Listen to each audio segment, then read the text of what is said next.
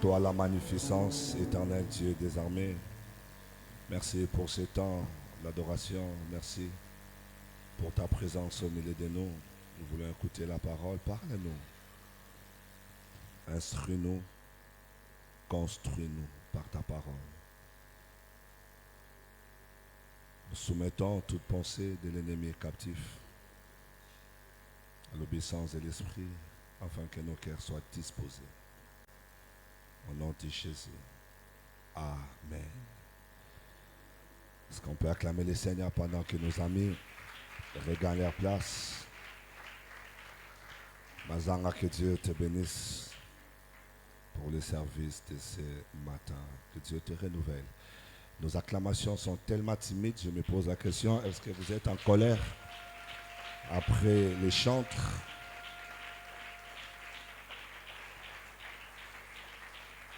Dieu soit béni. Nous continuons notre série d'enseignements sur les paraboles du Maître. Nous allons toucher la 4e parabole aujourd'hui. Prenez le texte de Luc chapitre 10, 25 à 37. Luc chapitre 10, 25 à 37. Jean 10, 10. Genèse 49, 5 à 7. Voilà, tout est déjà affiché. Écrivez rapidement.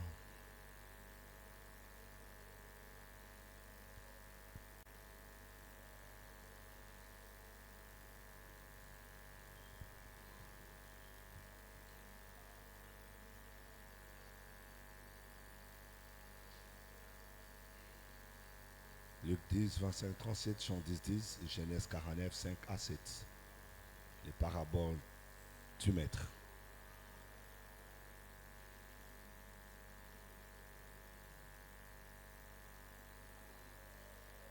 On peut aller.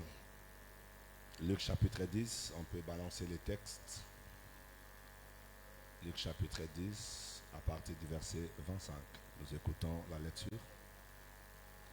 Un docteur de la loi s'éleva et dit à Jésus, pour l'éprouver, Maître, que dois-je faire pour hériter la vie éternelle? Que dois-je faire pour hériter la vie éternelle? Jésus lui dit, qu'est-il écrit dans la loi qui a les tuer? Il répondit, tu aimeras le Seigneur ton Dieu de tout ton cœur, de toute ton âme, de toute ta force et de toute ta pensée, et ton prochain comme toi-même. Tu as bien répondu, lui dit Jésus. Fais cela et tu vivras. Mais lui, voulant se justifier, dit à Jésus, et qui est mon prochain?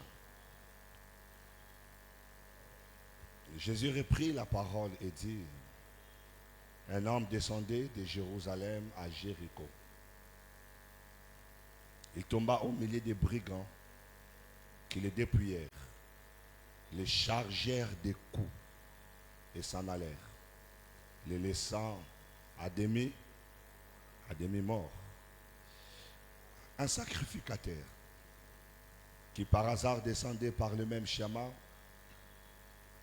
ayant vu cet homme, il fit quoi? Passa outre. Un Lévite, verset 32. Un Lévite qui arriva aussi dans ces lieux, l'ayant vu, fit quoi? Passa outre. Mais un Samaritain qui voyageait, étant venu là, fit ému de compassion. Il voyageait. Étant venu là, fit ému de compassion. Lorsqu'il les vit, il s'approcha et banda ses plaies en y versant de l'huile et du vin. Puis il les mit sur sa propre monture le conduisit à une hôtellerie et prit soin de lui. Le lendemain, il tira 2 deniers, les donna à l'hôte et dit, aie soin de lui, et ce que tu dépenseras de plus, je te les rendrai à mon retour. Un jour, je parlerai de l'hôtellerie, de l'hôte. Lequel de ces 3 te semble avoir été le prochain de celui qui était tombé au milieu des brigands? Le verset 37, c'est celui qui a exercé la miséricorde envers lui, répondit le docteur de la loi. Et Jésus lui dit, va, et toi, fais comment? Fais de même. Fais de même. La 4e parabole, nous allons parler sur la parabole du Samaritain. La parabole du Samaritain. Parabole du Samaritain. Je vais ici, avant d'aller un peu plus loin, souligner qu'il y avait une sorte de réticence entre Juifs et Samaritains. Les Juifs considéraient les Samaritains comme une race impure. Une race qu'il ne fallait pas accorder de l'importance qu'on pouvait laisser. Comme ça, vous avez l'histoire de la femme samaritaine. La femme samaritaine avec le Seigneur. Donc c'était une race qu'on considérait comme impure. Et les Juifs, un vrai Juif ne prenait pas les chemins qui menaient vers la Samarie. Un Juif préférait contourner les chemins. Il fait une longue distance, mais qui ne soit pas dans une proximité avec un Samaritain. Alléluia. Et un docteur de la loi, comme nous venons de le lire, veut piéger Jésus, il veut l'éprouver.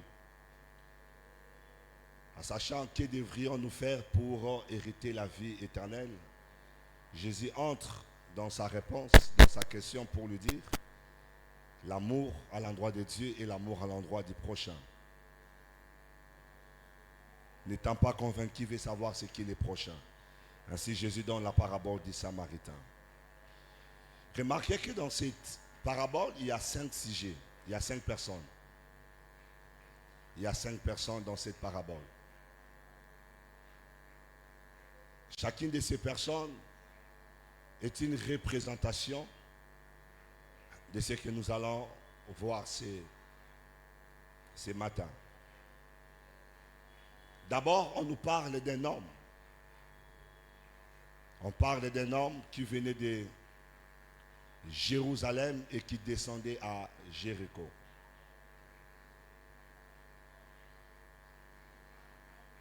Il y a un homme. Pour nous, cet homme représente tout homme ou toute femme ordinaire, candidat au salut ou en enfer. L'homme naturel. Cet homme pour nous représente, vous l'avez au verset 30, Jésus reprit la parole, dit, un homme descendait de Jérusalem à Jéricho. L'homme ici pour nous, il représente un homme naturel. Et un homme naturel est candidat à quoi? Au salut ou à l'enfer. Tout homme, mes frères et sœurs, tout homme naturel, tout homme ordinaire, c'est un candidat. Soit il est sauvé pour le ciel, soit il est perdu pour l'enfer. Et cet homme était sur le chemin venant de Jérusalem pour aller à Jéricho. Que nous représentons comme un homme naturel ou ordinaire candidat au salut ou à l'enfer. Ensuite, les brigands qui représentent l'organisation du monde des ténèbres, dans les esprits comme les hommes, au service actif de Satan. Troisième, c'est les sacrificateurs. Les sacrificateurs, c'est lui qui est considéré comme un intermédiaire entre Dieu et les hommes. Il représente pour nous ici les hommes et femmes de Dieu établis, les ministres de l'Évangile. Les hommes et femmes établis par Dieu ou des ministres de l'Évangile. Quatrième catégorie de personnes, c'est les Lévites. Les Lévites. Les Lévites. Les Lévites, pour nous, représentent la classe des ouvriers. La classe des ouvriers. Des faiseurs de culte. Car, comme vous le savez, les Lévites avaient la charge du temple. C'est eux qui s'occupaient du temple. Donc, ils représentent ici la classe des ouvriers. Et enfin, nous avons les Samaritains. Les Samaritains. Les Samaritains n'ont pas de titre ecclésiastique. Sa particularité, il a le cœur de Dieu. Il n'a pas de titre ecclésiastique. Il n'a pas de titre ecclésiastique.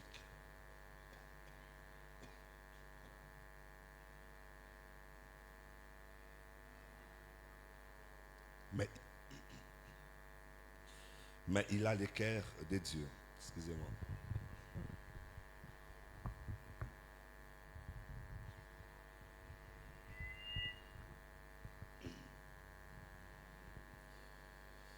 Il a le cœur de Dieu. Il investit de son temps et de ses avoirs pour le compte du royaume.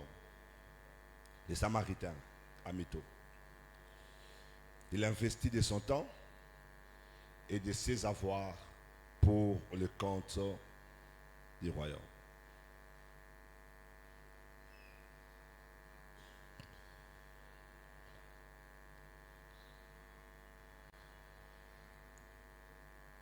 Et nous allons voir le comportement de ces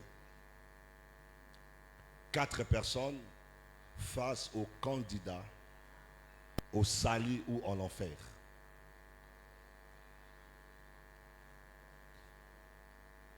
La Bible dit que cet homme qui était sur le chemin de Jéricho rencontre la première catégorie de personnes, les brigands. Parce que n'oubliez pas, sur le chemin, il y a ceux du royaume de Dieu et ceux du royaume des ténèbres. Nous sommes tous au front. Nous sommes tous à la conquête de quelque chose. Ma mère Milly, je remarque ici que cet homme candidat au salut ou alors à l'enfer rencontre les brigands. Les brigands vont faire leur travail. La Bible dit qu'ils vont rouler cet homme de coups. Ils vont les tabasser, les dépouiller, charger de coups, jusqu'à les laisser comment? À les laisser comment? À demi-mort. La première catégorie de personnes que cet homme rencontre, ils vont exécuter valablement leur travail. Les brigands vont travailler. N'oubliez pas, Jean 10, 10 nous dit quoi? Le voleur ne vient que pour dérober, égorger et faire quoi? Et détruire. Et quand vous voyez le travail de ces brigands, il répond totalement et complètement à l'ordonnance qui est la leur. Parce que le voleur, c'est le diable. Il représente le maître de toutes ces personnes. Et les brigands, ils ont répondu valablement au désir de leur maître. Ils ont accompli leur mission et ils sont partis. Et cet homme est resté demi-mort sur la route. Ça veut dire qu'il était entre la vie et la mort et qu'il pouvait rendre l'âme à n'importe quel moment. Ils ont accompli le travail c'est lui de détruire. Et je précise ici que celui qui est à terre, ce n'est pas un Samaritain. C'est un Juif. Il revenait de Jérusalem pour aller à Jéricho. Lorsque les sacrificateurs arrivent, ils voient cet homme candidat au ciel ou en l'enfer. La Bible dit quoi? Il fait quoi? Il passa outre. Les brigands ont fait quoi? Les brigands ont fait quoi? Ils se sont chargés de lui. Ils l'ont copieusement tabassé. Ils ont laissé dans la vie de cet homme les séquelles de la mort. Cet homme était mourant. Mais lorsque les sacrificateurs arrivent sur le même schéma, où les brigands ont fait un travail remarquable, ils peuvent même être primés pour le travail qu'ils ont abattu, mais les sacrificateurs, l'homme de Dieu, la servante de l'Éternel, le ministre de Dieu, il n'est pas prêt à descendre au niveau de cet homme. Il préfère passer outre. Il est tellement haut, tellement élevé. Lui, il passe à côté. Il décide de laisser cet homme dans son sort. Il ne se préoccupe pas. Ce qui le préoccupe, lui, c'est sa foi, son salut. Il est sacrificateur. Il passe à côté. Ce n'est pas mon affaire. Les brigands, lorsqu'il a vu cet homme, il a dit c'est mon affaire. Je dois travailler. Mais les sacrificateurs, il dit c'est pas mon affaire. Il passe autre. Suivi d'un lévite, ouvrier du royaume. Lorsque l'ouvrier du royaume arrive à cet endroit aussi, la Bible dit, il fit quoi? L'ayant vu, il a vu que la personne était demi-mort, qu'il avait besoin de l'aide, il avait besoin de secours. Mais lui aussi, ouvrier du royaume, il n'est pas prêt à se salir les mains. Il n'est pas prêt à baisser, à venir en aide. Il n'est pas prêt de perdre son temps, ni de perdre ses moyens. Il n'est pas prêt. Il passe outre. Mes frères et sœurs, le comportement du sacrificateur et le comportement du lévite veut simplement dire que nous te condamnons à mort. Meurs dans ton sort. Par leur indifférence, leur attitude, ils sont en train de condamner les mourants. Ils le disent, pour nous, ça ne vaut pas la peine. Brûle, meurs. On n'a qu'à faire de ta vie. On n'a qu'à faire de toi. On n'a qu'à faire de toi. Lorsque la dernière personne passe par là, les Samaritains, qu'est-ce qu'il va faire? La Bible dit, un Samaritain qui voyageait. On montre encore que c'était quelqu'un qui avait une occupation. Il était en train de voyager, étant venu là, par le même schéma où il y avait les brigands, les serviteurs de Satan. Il y avait un sacrificateur, les saints hommes de Dieu. Il y avait les Lévites, les ouvriers du royaume, qui n'ont rien fait. La Bible dit que les Samaritains, étant venus là, furent émus de compassion. Lorsqu'il les vit, et je vais souligner, il est en train de venir en aide à un juif, lui qui est samaritain. Alléluia. Est-ce que vous me suivez? Il vient en aide. Verset 34, envoyez-moi ça rapidement. La Bible dit, il s'approcha, il banda ses plaies. Il a accepté de se rabaisser. Il a accepté de baisser, de quitter son niveau. Il a accepté de perdre son temps. Et il a commencé à travailler sur la personne. Il a versé de l'huile. Ça pouvait être utile pour lui-même. Mais il met ça au service du mourant.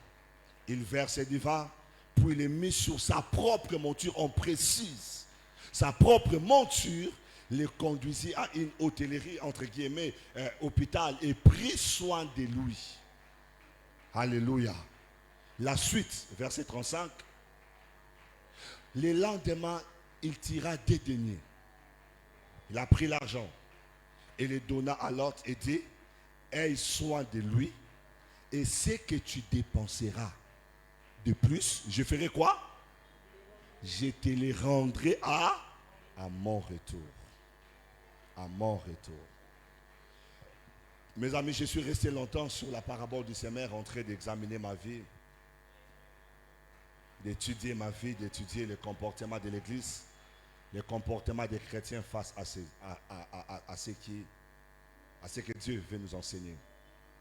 Pour ce qui nous concerne, mes amis, vous devrez savoir que tous les jours, sur notre schéma, que ce soit les schémas, l'homme ordinaire, il est candidat à quoi?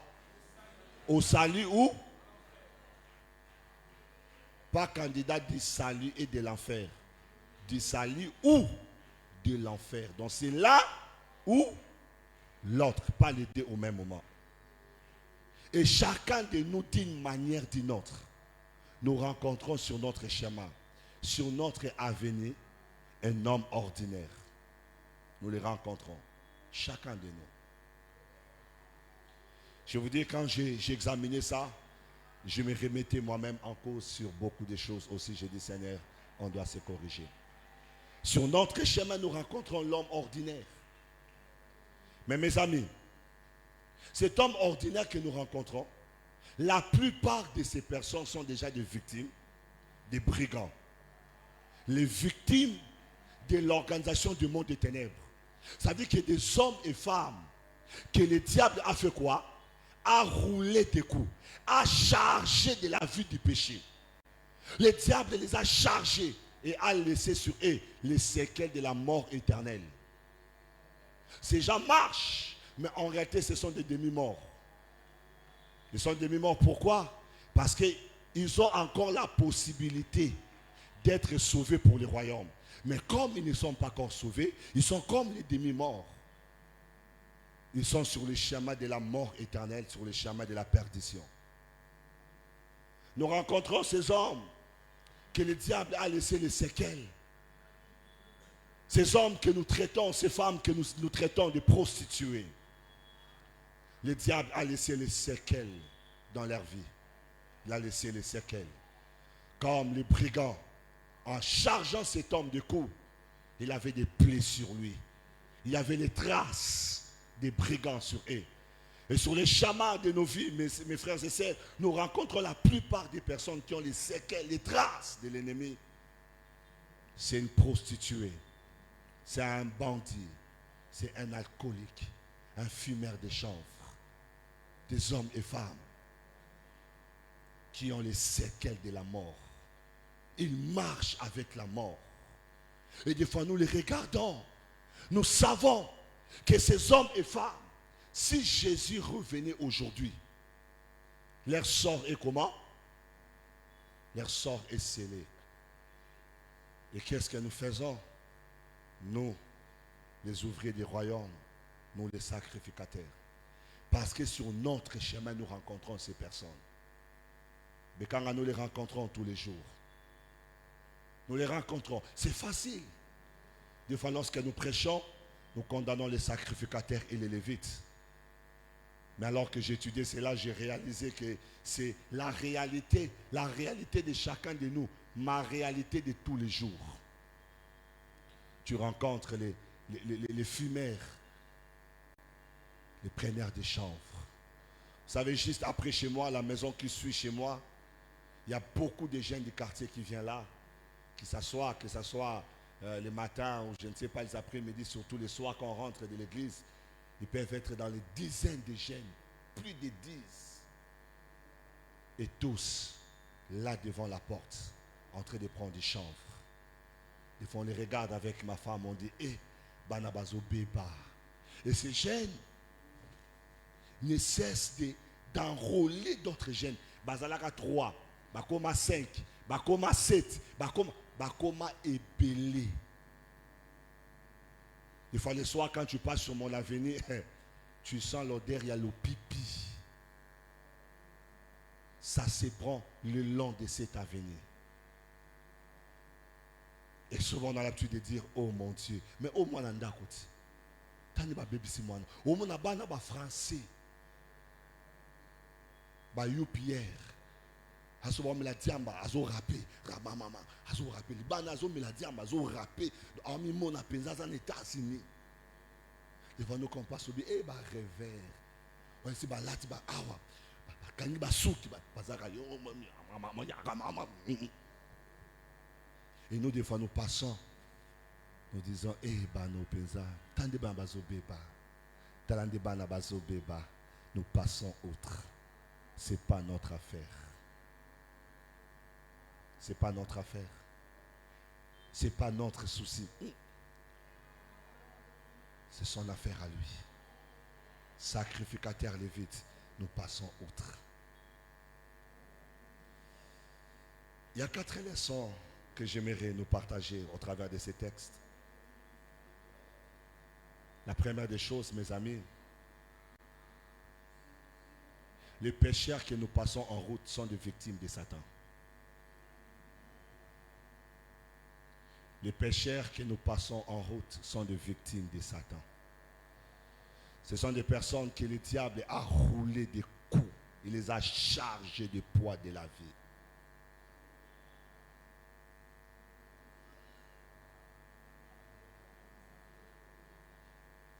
La plupart des pécheurs que tu rencontres dans la rue,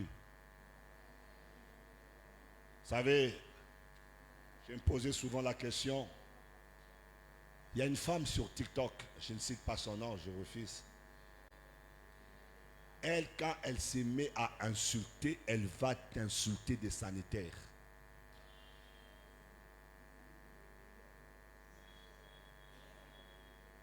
Je me pose la question, mais c'est une grande dame. Mais comment elle est toujours comme ça?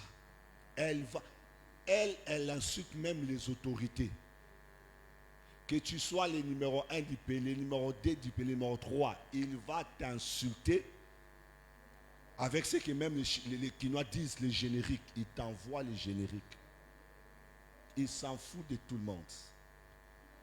Alors c'est dernièrement que j'ai suivi son témoignage. Et tous les jours, il est sur TikTok, en train d'insulter. Et moi, avant, je me disais, mais c'est quelle nature de personne?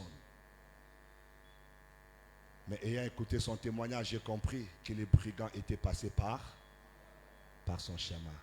Ils ont fait un travail. Ils ont laissé les séquelles d'une blessure. Abinga dans un somme à Moutouté na koufa déjà. Autant le président na koufinga nga na koufa déjà. Na mona ne ba kata mama na nga kingo. Na mona ne ba tia papa na nga ba bayonnette.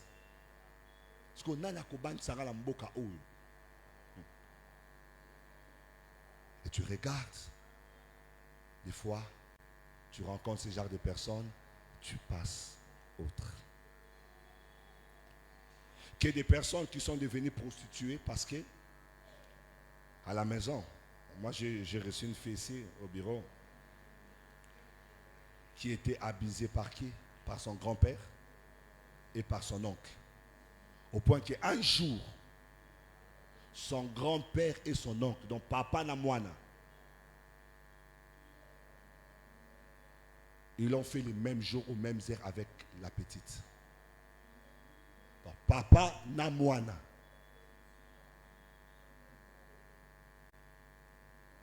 Et la vie de cette fille avait basculé totalement. Tu te rends compte? Il y a des réalités. Les diables, les brigands, ils font très bien leur travail. Quand ils passent par quelque part, il laisse les séquelles de son passage. Il doit laisser les fruits de son travail. Des fois, des personnes qu'on considère comme des fumeurs de chanvre, ça peut être des déceptions de la vie. Des victimes des divorces des parents. L'enfant est traité de sorcier. Il est jeté dans la rue. Et sa vie est complètement perdue. Et quand toi tu sors du supermarché, il te demande l'argent, et ta dame n'écoute n'a évité, tu passes autre. Mais le Seigneur est en train de m'enseigner au travers de cette parabole, je sens ma voix en train de revenir, merci Saint-Esprit. C'est que la plupart des personnes que nous passons sont des hommes et femmes à qui le diable a fait un travail profond.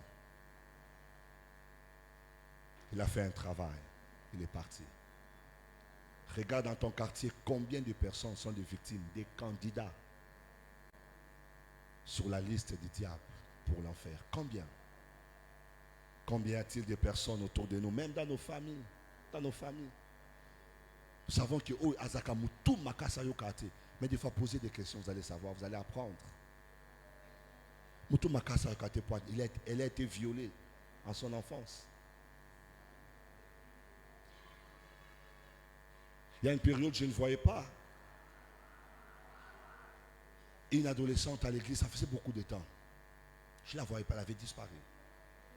Et après, je vais entrer en contact avec. Tu vois, j'avais souvent les rapports aussi des monitaires. Dada se comporter à Mabé, Azamangala Mabé, se comporter à Mabé. Laissez là. Il ne fait pas, il ne fait pas. Alors je la reçois au bureau pendant qu'on parle, elle se met à pleurer.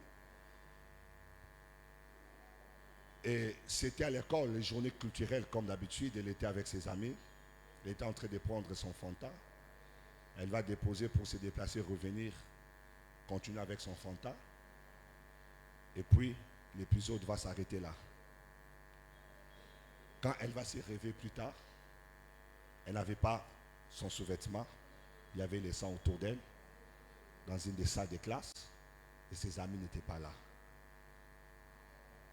Elle va se rendre compte qu'elle a été violée par une personne qu'elle ne connaît pas. Et c'est à l'école. Elle se réhabille, elle va vers ses amis. Vous savez qu'est-ce qui m'est arrivé? Personne ne lui répondait. Personne. Vous vous rendez compte, la petite a 14-15 ans? Les traumatismes que ça fait dans sa tête. Les traumatismes. Et pendant un moment, elle devient insolente. Elle boude tout le monde. Elle marche avec un poids. Vous lui poserez la question dans l'avenir. Passons autre. Même nous ne voulons pas nous approcher d'eux. Les brigands se sont approchés de cette personne. Mais pourquoi toi et moi nous refusons de nous approcher de ces personnes? Toi et moi nous refusons. Toi et moi, chacun est dans sa belle robe, sa belle veste, sa belle voiture. Il n'a pas le temps pour les autres. Nous préférons juger les personnes que le diable a mis par terre au loin. Et vous savez, ces comportements, même dans l'église, on les voit. Même dans l'église. Que des fois, il y a des personnes, peut-être n'est pas converti comme toi, peut-être n'est pas converti, n'est pas né de nouveau. Peut-être chez eux à la maison, on fait obligation une fois aller à l'église. Et il vient à l'église peut-être avec une tenue à moitié nue, une jupe assez courte qui montre ses cuisses, avec un décolleté qui montre ses seins. Et toi à l'église, au lieu de l'approcher, de la parler, qu'est-ce que nous faisons? Nous restons au loin en train de critiquer. Nous avons créé des départements de critiques dans l'église. Nous critiquons les personnes à tout moment. Mais est-ce que tu as déjà pris la peine d'aller lui parler un jour? Vous savez, un jour, une sœur est venue me voir au bureau pour se plaindre d'une autre sœur qui s'habille mal. Elle a parlé, je l'ai écouté. Le constat était valable, l'observation était vraie. Mais moi, je lui ai rétorqué. Avant de venir me voir pour me parler de la sœur, est-ce que toi, tu as déjà pris le temps d'aller parler à la sœur qui est ma sœur? Je dis, est-ce que tu as déjà pris la peine? Parce que c'est facile d'indexer. C'est facile. Mais il faut t'approcher des uns des autres et poser des questions. C'est facile de critiquer. Peut-être parce que toi, tu as la robe du sacrificateur, tu as la tenue du lévite, mais tu ne connais pas l'histoire de celui qui est en face de toi. C'est facile. Pour un initié, on a sous sabatouté. Je me rappelle, on était au département d'intercession. Il y a une sœur qui était, en tout cas, d'un comportement rigide. Elle était solitaire, mais au département d'intercession. Elle ne parlait à personne. Elle n'abordait pas. Azaka Bangala. Mais ouvrier au département. Et tout le monde l'a critiqué. Même dans le département. Mais un jour, j'ai pris mon courage, je suis allé la voir. Poser la question, mais pourquoi tu as un langage tranchant? Pourquoi tu parles toujours mal aux gens? Elle m'a regardé avec un regard intimidant. Et après, elle a ouvert son cœur. Elle a commencé à me parler de son passé. Tu vois, on allait rester là en train de la critiquer. Mais c'est quelqu'un qui marche avec les séquelles de l'ennemi. Le diable a fait un grand travail dans sa vie. C'est vrai qu'il est venu dans la foi. Il a adhéré à un département. Mais personne n'avait versé sur lui de l'huile. Personne n'avait mis les vins. Personne n'avait bandé ses plaies. Et là, l'église, mais avec un comportement dur. Il y a des personnes comme ça. Et toi, tu vas te mettre à critiquer. À gauche, à droite. À gauche, à droite. Un jour, j'aborde un frère. Je dis, Oya a toujours retard. Pourquoi? Il me dit, pasteur, Nakola, donc il a la liberté totale. Ma principe, on est dans mon église, on a un principe, il y a une vie dans la vie. Il dit, même ma femme, à quoi il n'a pas la maison libre. Je dis non. Dans la vie, il y a des principes. Pourquoi à libre? C'est à cause de quelque chose qu'elle a connu dans son enfance que les parents ont décidé. Yeba Simbakaïté. Dans ce genre d'enfant, mot d'ordre, Bosimbaïté. Même à l'école. Bah, parents, baba à l'école, moi, je suis bobeta kaïté. À kola bagange la kaïté, babeta kaïté, basa qui loko monte na vie naïe. À kenda école retard, à sa canyon son retard. Devenir adulte, il va prendre une profession libérale. Et donc là encore, les retards, c'est sa vie. Je l'ai blâmé tout le temps. Mais un jour, je l'approche, je dis, explique-moi d'abord, ton retard là, c'est dit à quoi? Comment tu es tout le temps en retard? Et c'est là qu'il va m'expliquer. Mes frères et sœurs, notre indifférence à l'endroit des gens qui portent les séquelles des brigands est une condamnation pour leur vie éternelle. Tu es tellement indifférent, mais ton indifférence ne condamne pas à la mort physique. Ton indifférence condamne à la mort éternelle. Parce que je dis, les gens que nous rencontrons en chemin sont des demi-morts. Des personnes qui marchent, mais en réalité, spirituellement, ce sont des morts. Ils sont sur le registre de l'ennemi. Ils marchent comme ça. Mes amis, ne critiquons pas en cachette. Parce que l'Église forme des bandes des hypocrites. Il y a beaucoup d'hypocrites parmi nous. Des gens qui te sourient, mais qui ne te disent pas la vraie vérité de ta vie. Ils rigolent avec toi, mais quand tu tournes le dos, c'est quoi ça m'a bémoko. Nandimite ba balene nandimi yeso ba bali ye prezaza ba jara ba to ba lobaka ma yekufela mbwa mo panda saranini ndamelaka. Mais tu sais qu'elle est ça. Mais tu rigoles avec elle. Tu plaisantes avec elle. Et puis derrière elle, tu te mets à la critiquer. Là, tu es en train de la condamner pour l'éternité. Mais vous savez, la Bible dit, si tu as vu quelqu'un aller dans la direction du mal et que tu n'as pas sonné la trompette, tu n'as pas alarmé la personne, et si la personne décède, la Bible dit, je te réclamerai le sang de la personne. Il n'y a pas que des criminels qui sont à Makala. À l'église, il y a beaucoup de chrétiens criminels. Des gens qui marchent avec les sangs de plusieurs personnes. Tu préfères regarder tes frères et sœurs biologiques comme étant mais aucune fois tu les as parlé de Jésus. Aucune fois tu les as invités à l'église. Tu passes outre quand les questions de l'éternité. Tu passes outre. Église, ressaisissons-nous. Ne te promène pas avec les sons dans tes mains.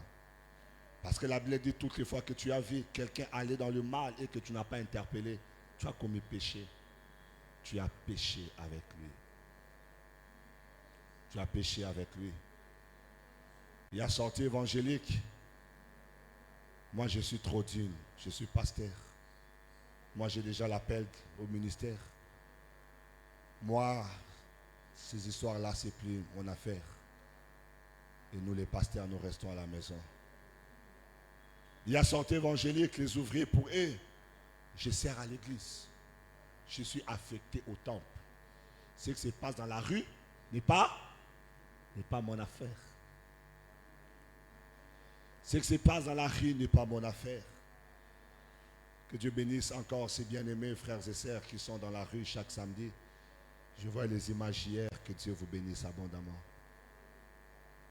Parce que la plupart des personnes, pour eux, ce n'est pas mon affaire. Moi, je suis déjà sauvé.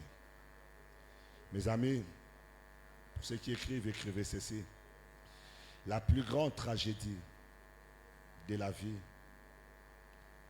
ce n'est pas les actes coupables des méchants. La plus grande tragédie de la vie, ce n'est pas les actes coupables des méchants, mais c'est le silence des justes.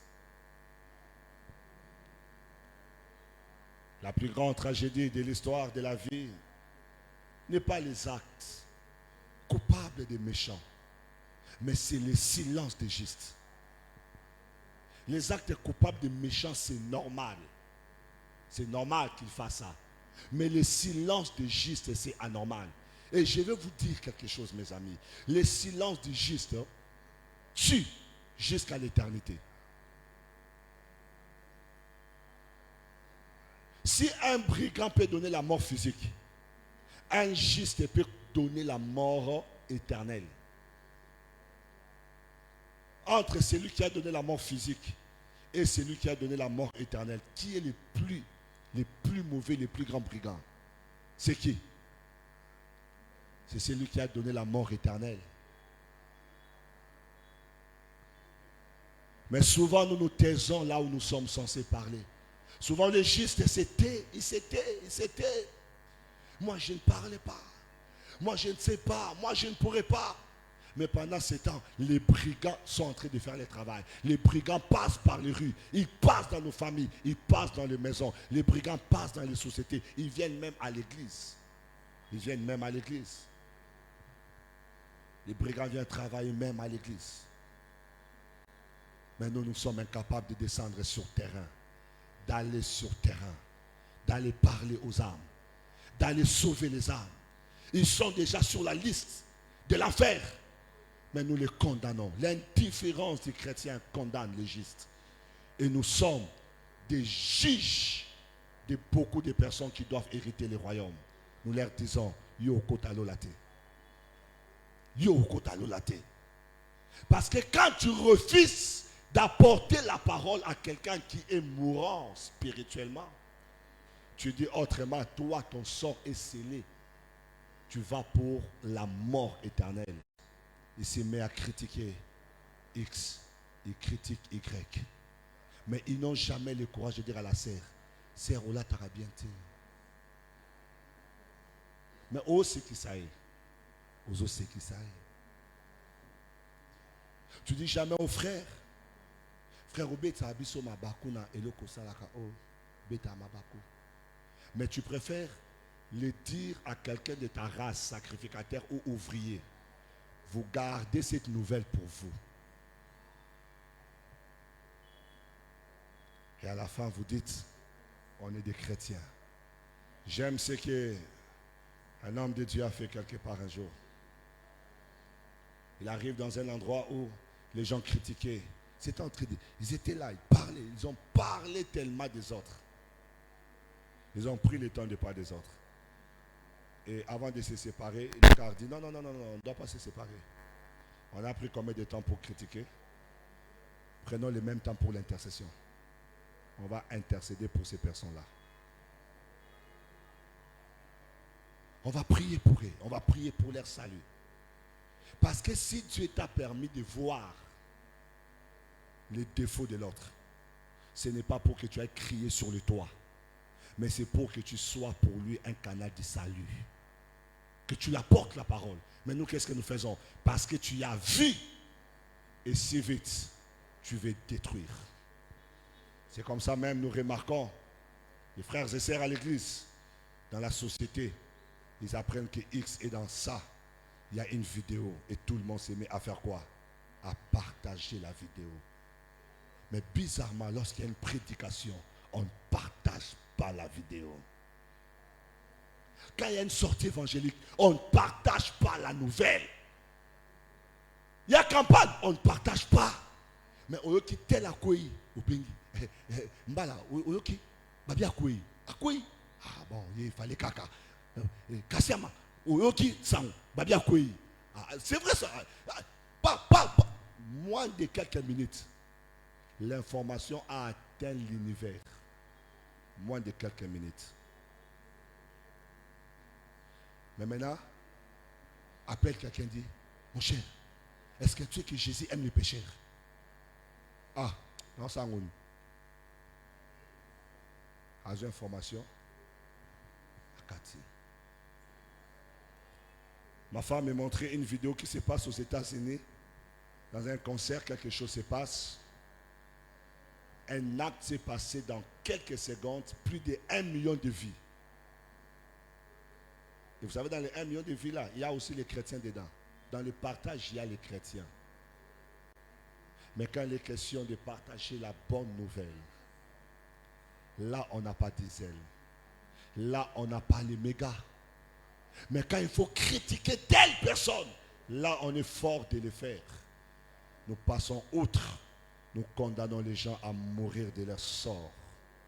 Je répète encore, ta sœur ou ton frère a un comportement qui dérange, va l'aborder. Parle-la. C'est ça l'esprit chrétien. C'est ça la famille. Tu ne laisseras pas ta sœur sortir de la maison avec une tenue qui laisse à désirer si tu es l'enfant de Dieu. Ou même par la conscience que c'est ta sœur biologique. La bonne éducation que tu as resté tes parents. Tu vas dire à ta sœur, et l'amour là, tu as qu'à tes hommes, changer. Tu peux le faire pour ta sœur biologique. Mais pour la sœur à l'église, bon, tu as rappelé.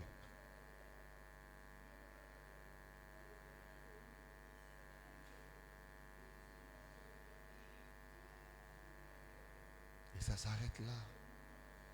On a beau tomber 15 personnes. Mais personne n'est allé lui dire, ma sœur Moula Moula tu là, et il a Tsarakat. Personne. Personne. L'église, notre silence tue pour l'éternité. Parce que Dieu nous a donné la voie du salut. Quand tu parles, tu communiques le salut. Quand tu parles, tu communiques la vie. Mais quand tu décides de te taire, pendant que toi tu te tais, ils sont en train de travailler. Les brigands sont en train de travailler. Les brigands sont en train de frapper. Les brigands. Arrêtons de passer outre. Arrêtons d'être des juges. Soyons plutôt des canaux. Alléluia. Alléluia. La troisième des choses. La troisième des choses. J'ai beaucoup aimé ça. C'est que nous oublions souvent notre passé. Nous oublions d'où le Seigneur nous a aussi tirés.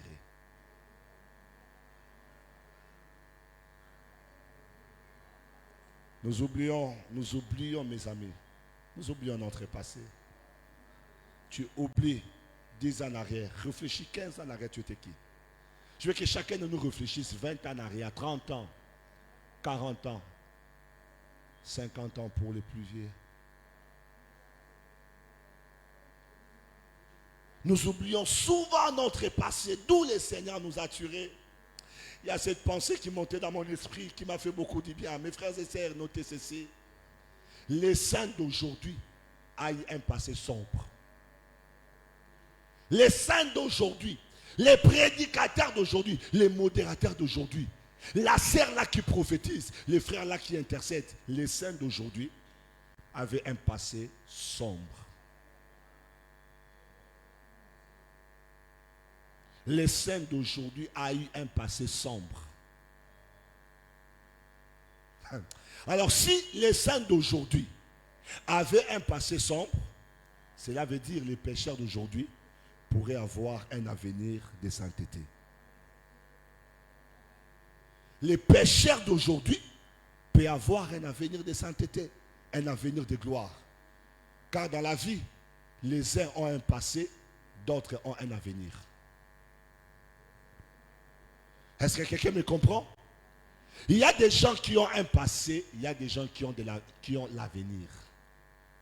Tu es saint aujourd'hui, hier tu étais païen. Alors n'oublie pas, les païens d'aujourd'hui peuvent être saints demain. C'est comme ça. Fais attention à ta manière de traiter les uns et les autres. Fais attention à la manière de traiter les uns et les autres. Les pécheurs d'autrefois, l'apôtre Paul, qui massacrait l'église, qui tuait les chrétiens, car il avait même été dans la conspiration de la mort d'Étienne.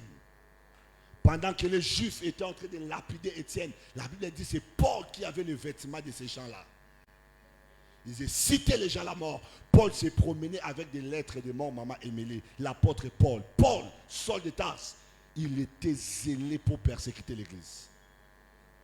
Vous savez le nombre de morts que ces gens-là ont occasionné à ce temps-là. Il y avait des morts de diverses façons, des morts horribles. Et Paul était du nombre. Et rappelez-vous les jours où le Seigneur les rencontre en route. Le Seigneur lui dit, pourquoi me persécutes-tu? Il dit, entre dans la ville et quelqu'un te dira ce que tu dois faire. Le quelqu'un là, c'est qui? C'est Ananias. Et lorsque Dieu va vers Ananias, il dit, Paul est dans la ville, va lui parler. Il dit, ah! Non! Nous avons dit, Paul t'es. Paul abomi. Paul abomi. Paul assassin. Moutumabe aboma ba chrétien. Et nous avons informé, peut-être je te donne l'information. Paul est venu ici avec les lettres de mort pour tuer les chrétiens de Damas. Il est en train de parler du passé de Paul. Mais il ne savait pas que l'avenir de Paul, c'était 1 Timothée, 2 Timothée. C'était 1 Corinthiens, 2 Corinthiens. L'avenir de Paul, c'était Timothée, c'était Tite, c'était Philémon. L'avenir de Paul, c'était des missions évangéliques à gauche, à droite. L'église des Romains, il a implanté à gauche, à droite. Ananias qui est en train de critiquer Paul n'a pas battu une seule église. Ananias qui est en train de critiquer Paul n'a pas écrit une seule épître dans les Écritures. Mais en cet homme que tout le monde voulait condamner à la mort éternelle, s'est caché 2 tiers du Nouveau Testament. Galates était en lui, Éphésiens était en lui, toutes ces choses étaient en lui. Mais il avait l'épée contre l'église. Tu ne sais pas, celui que tu rencontres en chemin, qu'est-ce qu'il peut faire pour d'autres personnes dans la vie. Tu ne sais pas. Tu ne sais pas. Cette sœur qui s'habille mal, qui entre à l'église, tu ne sais pas les grâces qu'il y a en lui. Tu ne sais pas. J'allais parler de la femme samaritaine. Cette femme qui avait une mauvaise vie.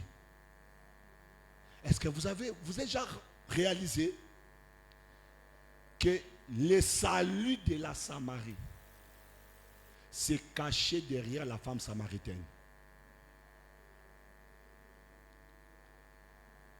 Cette femme que tout le monde ne voulait pas être avec, parce que dans la coutume des femmes, ils ont toujours l'habitude d'aller puiser de l'eau ensemble, de rentrer ensemble. Mais quand une femme est solitaire, ça veut dire que c'est une femme qui est indésirable. Et Jésus a dit, tu as connu 5 hommes. Et celui avec qui tu es maintenant n'est même pas ton mari. C'est le 6e. Mais elle avait rencontré le 7e homme qui amène la perfection. Celui qui était en face était le 7e homme. Il s'est mis à lui parler. parler. Il s'est mis à lui parler.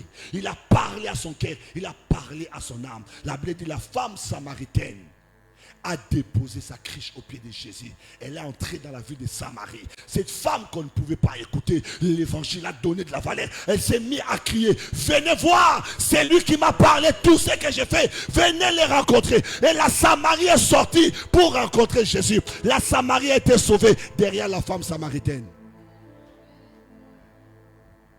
Derrière la femme samaritaine. Or, lorsque les disciples ont vu Jésus en train de parler avec la Samaritaine, ils étaient presque indignés.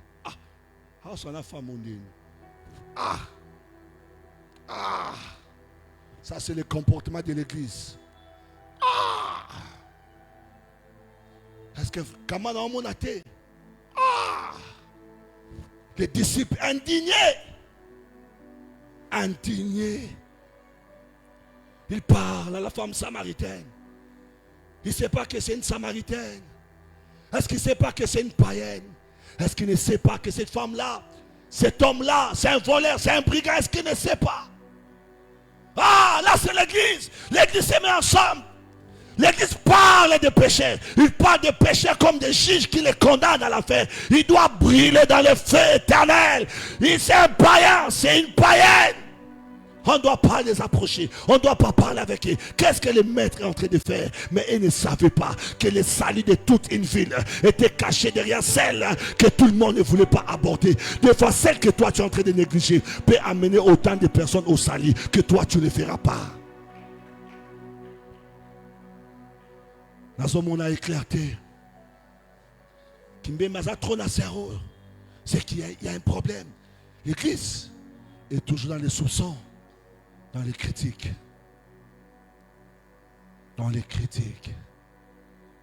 Les disciples, ils boudaient dans leur coin. Jésus parlait qu'ici. Allez qu'ici. Comment il peut faire ça? Jésus allait qu'ici. Mon frère et ma soeur, n'oublie pas là où Dieu t'a pris. Un jour, quelqu'un s'était arrêté aussi sur ton chemin. Un jour, quelqu'un avait consacré son temps pour te parler de Jésus. Si aujourd'hui tu es saint, c'est parce qu'un jour quelqu'un s'était arrêté sur ton chemin. Alors n'oublie pas là où Dieu t'a pris. C'est comme ça l'église. Je parlerai ça plus tard. Doit avoir un regard de compassion. Parce qu'il y a bibisika bazoayo. Moto akoli na pasi. Azakana compassion sur un moment na pasi. Moto akola samba boti. Azakana compassion mwana oya kufil baboti. Ayebi pasi wana. Ayebi. Et c'est la douleur, le chemin par lequel il est passé. Il connaît cette souffrance. C'est lui qui a été adopté. Il a un cœur qui bat pour les enfants adoptés. Il connaît la réalité des enfants adoptés.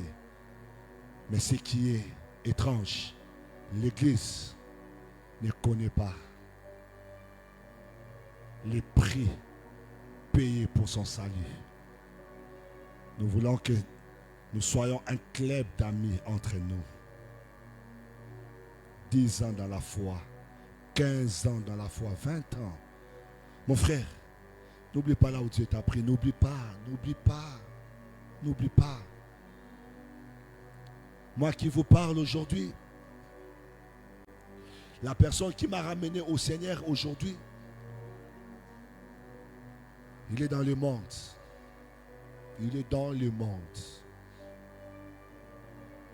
Dans le monde. Sa femme dans le monde. C'est lui qui nous a présenté Jésus. Aujourd'hui, je prêche de foule et de foule. Il n'a pas prêché de foule. Mais s'il m'avait regardé comme un jeune garçon perdu, un adolescent de ce siècle qui n'a pas d'avenir, il n'allait pas s'arrêter sur mon chemin. Aujourd'hui, je bénis des vies. Je circule dans le monde avec le message qui m'a été prêché. Mon frère, regarde les autres avec compassion. Regarde avec compassion. Les Samaritains connaissent le poids des rejet. Parce que les Samaritains ont été rejetés par les Juifs. En fait, les Samaritains, c'est quand les Juifs sont allés en déportation à Babylone.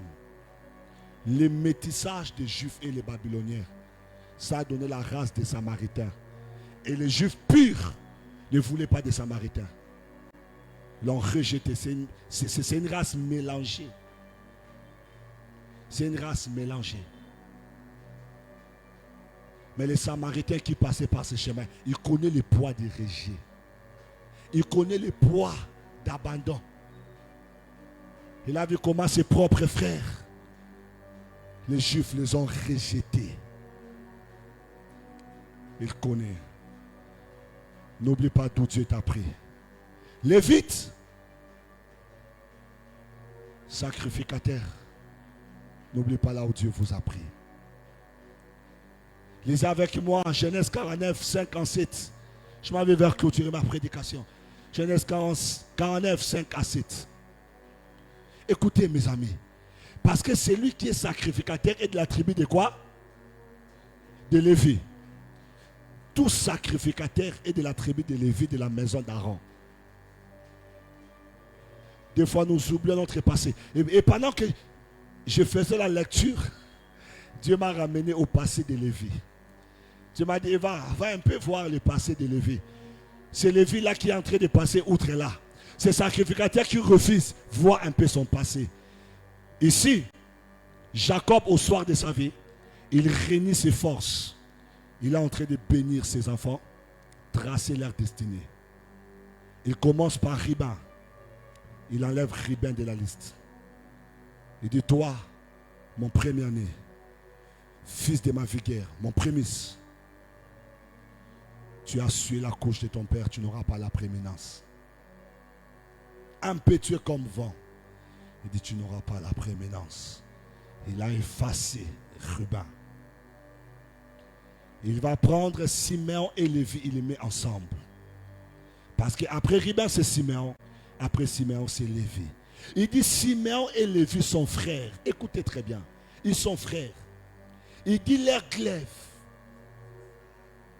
sont des instruments de violence. Épée na bango. Sont des instruments de violence. Que mon âme, cette âme-là qui est en train de bénir, il dit que mon âme n'entre point dans leur conciliabule. Que je n'entre pas dans leurs réunions secrètes. Que je n'entre pas dans leur colère, dans les choses qu'ils font en secret. Il dit que mon âme n'entre point dans leur conciliabule. Que mon esprit ne s'unisse point à l'erreur ensemble.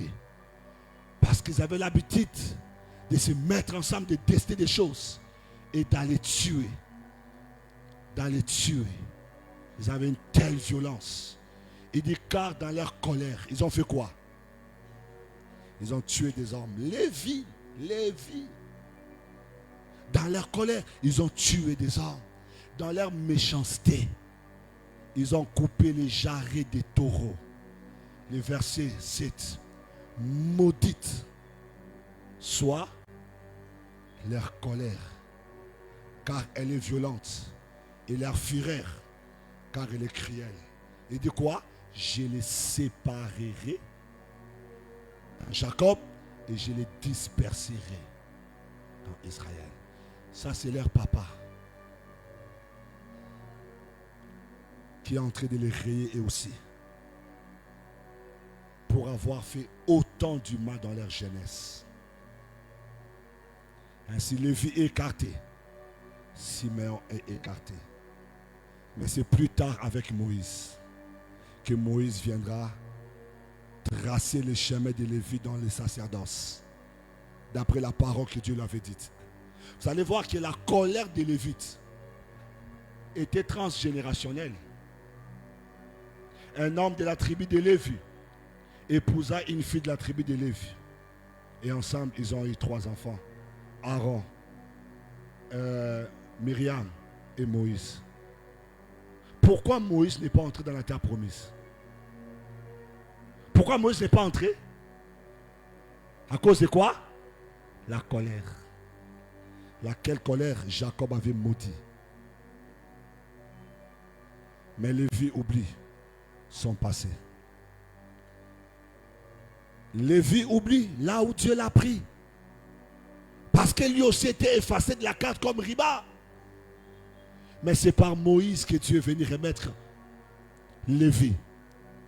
Quand vous lisez à partir de Exode 32, il y a une veau d'or.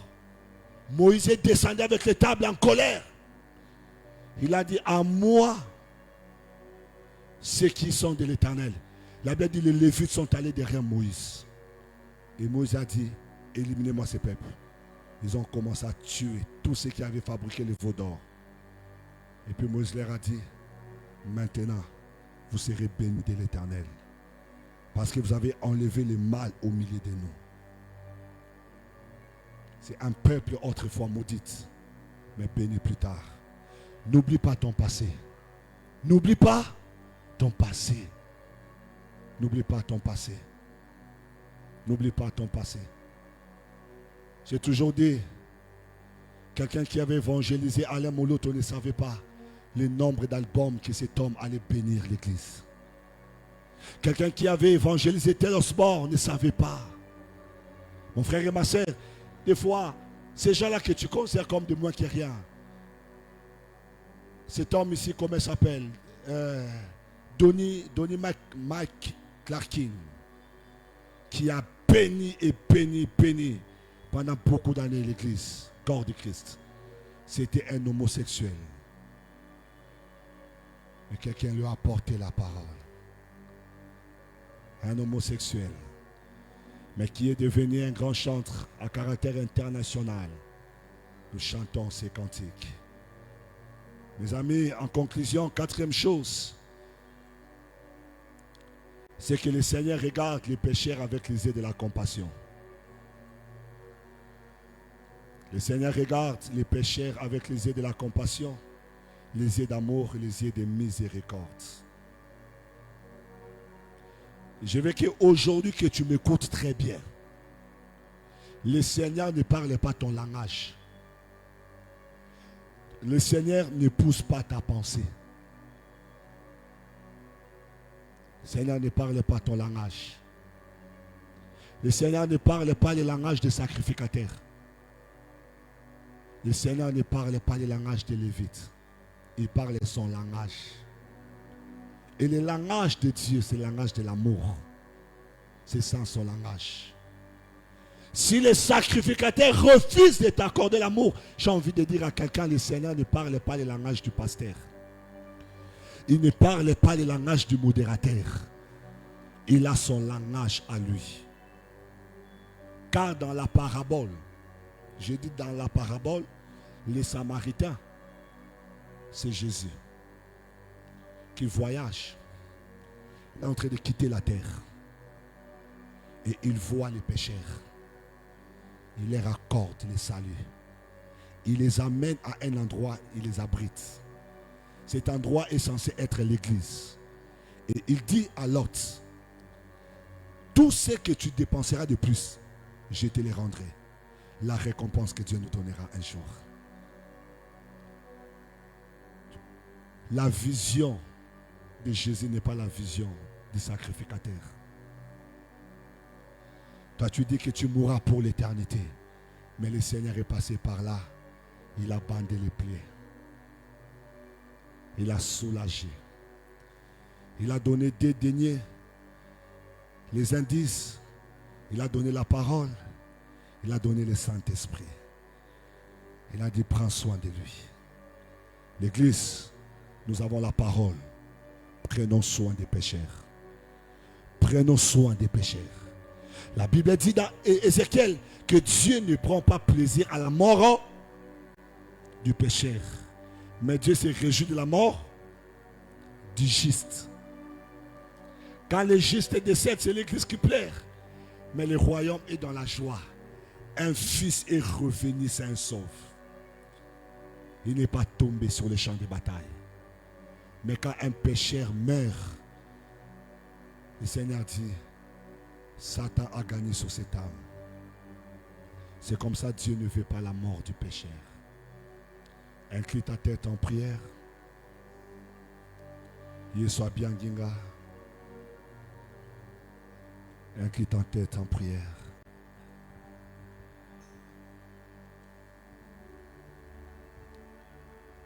Dis à Dieu, je n'ai pas besoin de titres, mais j'ai besoin d'avoir le cœur de Dieu. Moi, je n'ai pas besoin de titres, mais donne-moi le cœur de Dieu. Donne-moi le cœur de Dieu. Est-ce que tu peux prier pendant 3 minutes? 3 minutes.